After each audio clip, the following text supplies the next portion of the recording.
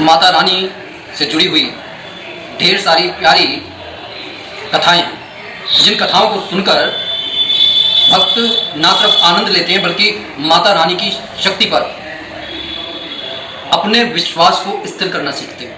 ऐसी एक कहानी है माता रानी के परम भक्त ध्यानु भगत की। ध्यानु भगत जब अपनी माता के गर्भ में थे तब माता को बहुत पीड़ा हो रही थी। किसी ने उनके सामने लाकर माता की तस्वीर को रख दिया।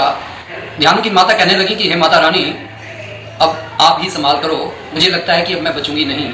और इस तरीके से ध्यानु का जन्म तो हुआ लेकिन उनकी माता चल बसी। एक गांव में ये खबर फैल गई कि एक बच्चा जिसने पैदा होने से पहले अपने बाप को खा लिया और अब पैदा होने के बाद अपनी माँ को खा गया, ये तो बहुत मनहूस बालक है, कोई उसको लेने के लिए तैयार नहीं हुआ।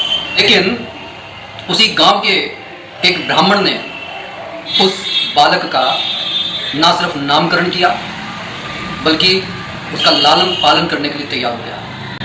नाम रखा गया ध्यानु, क्योंकि उसकी माता रानी का ध्यान करते हुए स्वर्ग लोगों को चली गई थी, इसलिए ध्यानु का नाम ध्यानु रख दिया गया।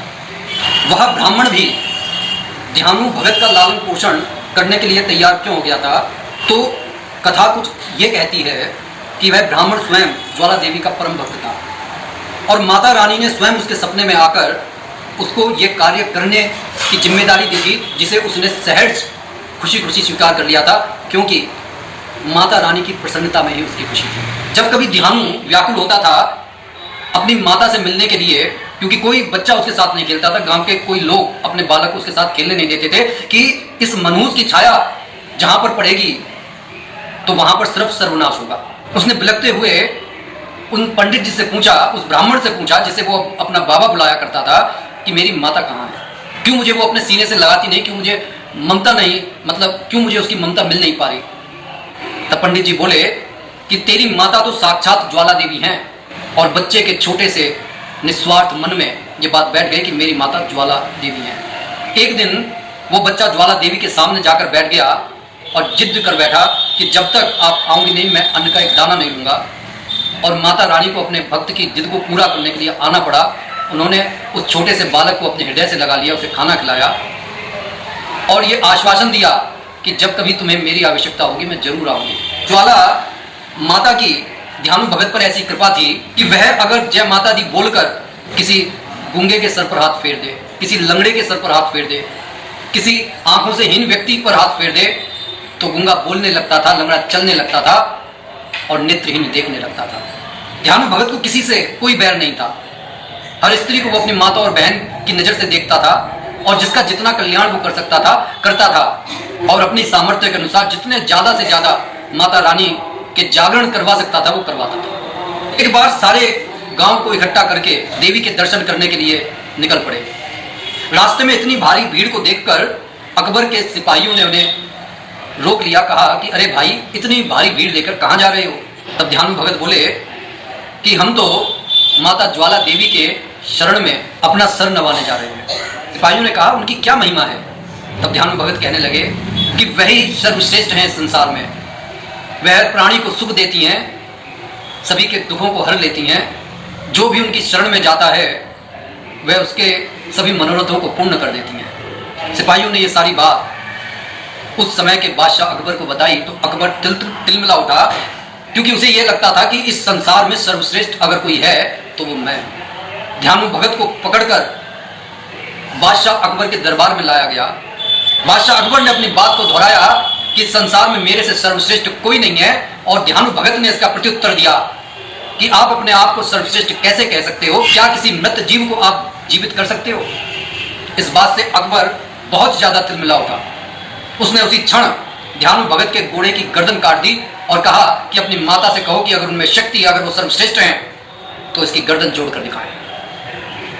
ध्यानु भगत ने माता रानी की बहुत प्रार्थना की लेकिन घोड़े की गर्दन नहीं थी। लेकिन भक्त जब जिद पर अड़ जाता है उस समय संसार के जो कायदे नियम भगवान ने बना रखे उन्हें लांघना पड़ता है। ध्यानु भगत ने अपनी गर्दन काटकर माता के चरणों में नवा दी और उस क्षण माता रानी को आना पड़ा और उन्होंने ना सिर्फ ध्यानु भगत की गर्दन को जोड़ दिया, उसके घोड़े की गर्दन को भी जोड़ दिया। और ये बात जानकर बादशाह अकबर के अहंकार को जबरदस्त ठेस लगी। वो तिलमिला उठा और वह माता ज्वाला देवी के स्थान पर भारी भरकम तवों को लेकर पहुंचा। उसने ज्वाला देवी के जहां से ज्वाला निकल रही थी उस जगह को भारी भरकम तवों से ढकवा दिया, लेकिन ज्वाला उन तवों को फाड़कर बाहर निकल आई। अकबर ने नहरों के पानी को ज्वाला देवी की तरफ मोड़ दिया, लेकिन वो नहरों का पानी भी ज्वाला देवी को बुझा नहीं पाया। अब जाकर अकबर को यह एहसास हुआ कि उसने उस परम शक्ति से झगड़ा ले लिया है, और वह उनको प्रसन्न करने के लिए सोने का छत्र लेकर उनके पास गया। लेकिन जिसने माता रानी का इतना अपमान करने की कोशिश की, जिसके कारण उनके परम प्रिय भक्त ध्यानु को, जो उनके बेटे की तरह था, उसे अपनी गर्दन काटनी पड़ी, एक निर्जीव जीव को अपने प्राणों को देना पड़ा। इसलिए माता रानी ने उसके दिए हुए छत्र को झटक दिया। वह सोने का छत्र दूर जाकर गिरा। आज तक नहीं मालूम कि अब वो कौन सी धातु बन गई है। आज भी लोग जब वहां पर जाकर उस छत्र के दर्शन करते हैं तो ध्यानु भगत की कहानी उनको ये एहसास करवाती है कि इस संसार को चलाने वाली जो परम शक्ति है, अगर हम कुछ अहित करेंगे तो वह उसका दंड अवश्य देगी। ये ध्यानु भगत की छोटी सी कथा हमारे को हमेशा सुननी चाहिए, जिससे माता रानी की कृपा हमारे को मिलती रहे।